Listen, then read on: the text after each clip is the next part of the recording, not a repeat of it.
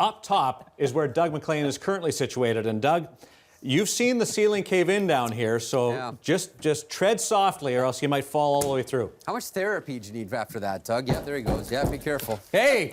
Heads up down there. What a whip. See how scared he was? I know. Can you blame him? No, I don't blame him. I want to welcome Ilya Bryzgalov aboard. And a funny moment a couple of seconds ago, Bryzgalov sits down. Armstrong turns to him and says, I hate you. You want to explain why? Well, no, I hated him because in 2009 at World Championships in Switzerland, we couldn't score on him in the final game, and they ended up beating us 2-1 to win. But you were a brick wall, right? Yeah, like usually. Good reason to hate him. No, he was on. How many shots did we have on you? Like 40? Yeah, 40, yeah. Yeah, 40 You're shots, right, couldn't score. And we had a good team. We had a good team, but they beat us. Team, you know? Yeah, they beat us. Because, you know, there was the year before the Olympic Games, and obviously all Canadians wants to show themselves from the best side, you know, to make the Olympic Games, you know. Yeah. That's why, yeah, we have a great team. Yeah. Yeah, well. It was I still keep that medal at home, you know. Like What did... Should have brought it in, show Colby. What'd you say Tippett said to you when you met him, though? It's like... Because he was our coach. Yes, like everybody else, you know. Bryz, I hate you, but I like first, yeah. He said, like, if you're going to play well, I'm going to love you. Yeah, there you go. Let's talk about first times, gentlemen. First time traded. Yours was a whopper for future Hall of Famer, the Marian Hossa deal. Yeah, so I wasn't expecting this. I was sleeping like a baby. I've told this story, pre-game nap. My mom calls me at 3 o'clock to tell me I got traded. And the conversation kind of went like, hey, Mom, why are you calling me? I have a game tonight. I'm sleeping. She's like, oh, you don't know? No. Did I get traded? Yes. Your mom broke the news to where? Mom to where? No answer, just with, oh, my boy. And my first thing I said, Atlanta? She said yes, and I was going to Atlanta. So that's how it happened. It kind of surprised me. It shocked me, and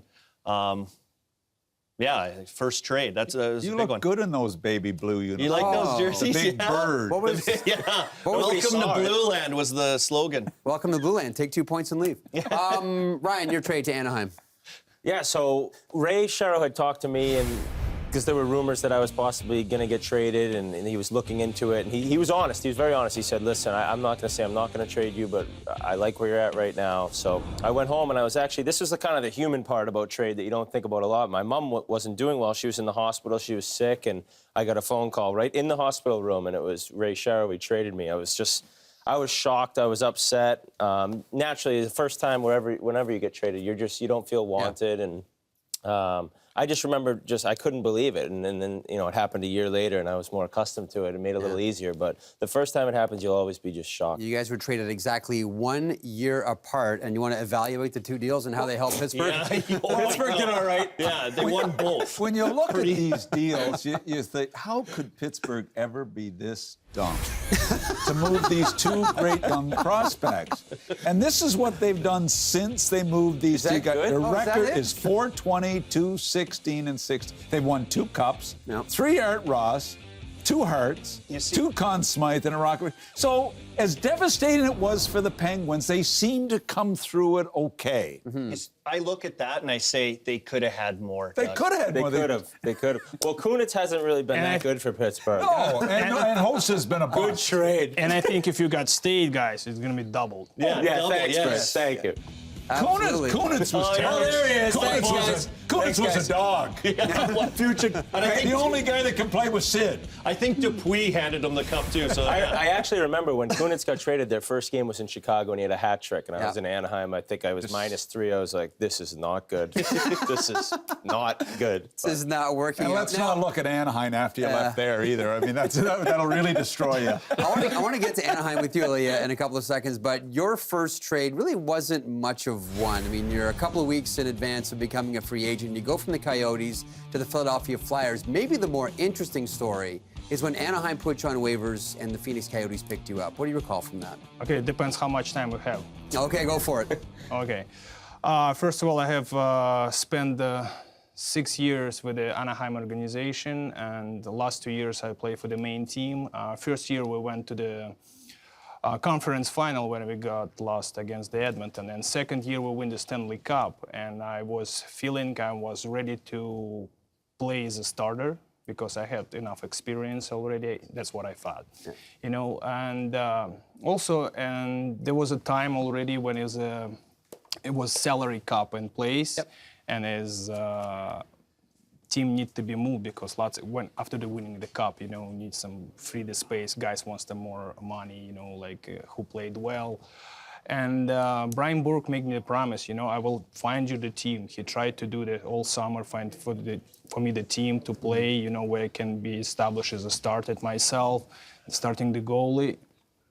And it didn't go well, you know. And he said, like, Ilya, you did so much good things for our organization. You work hard, never complain. You help us win the cup. And if it's nothing gonna happen in a few days, nobody offer us a fair trade, fair price for you, we just let you go, you know. And he kept his promise, you know, said like, if it's nobody will pick you up, we said that we call you back and we'll figure out what we're gonna do again. Phoenix, one of the first in, and they grabbed you. Did you ever find out who else put in waiver claims on you? It was two teams. Wayne Gretzky told me, he said it was Phoenix Coyotes and the Detroit Red Wings. They said like Detroit always wants the best. Yep. You would have won a couple of cups. You would have won 3 Stanley Cups, maybe. You know, I have one, it's enough. That's Then you not bad. got lost in the woods. Not bad. It was a little bit later in the career, you know, like it was a new roads in the Philly, New Jersey bridge, you know, like you gotta change on the map every time, you know, from the New Jersey to Philly. That's why I was get lost in the woods. You know, one of the interesting things around this time is it is so hard to keep a secret, whether it's, you know, waiver claims or whether it's trades. You have a story about keeping a trade secret? You know what? It's the toughest part. And you got the Elliot Friedmans and Nick Kyprios is driving you absolutely batty. I mean, like, what's going on? So I remember I made a trade with Pierre Lacroix, and it was Marc Denis, and we couldn't announce it for probably 10 days. And Pierre said to me, okay, here's the deal. If this trade gets out, we know it came from your organization because everybody was scared to death of Pierre in Colorado, and they weren't talking. I don't even know if he told anybody in his organization. So I remember warning my guys, if this gets out, the deal is dead. So if I catch any of you guys, you're fired on the spot. It was a great lesson on keeping a trade secret. All right, there you go. I should have let it leak out, maybe. Yes. You knew how to keep a secret then. Now, not so much. Not so much.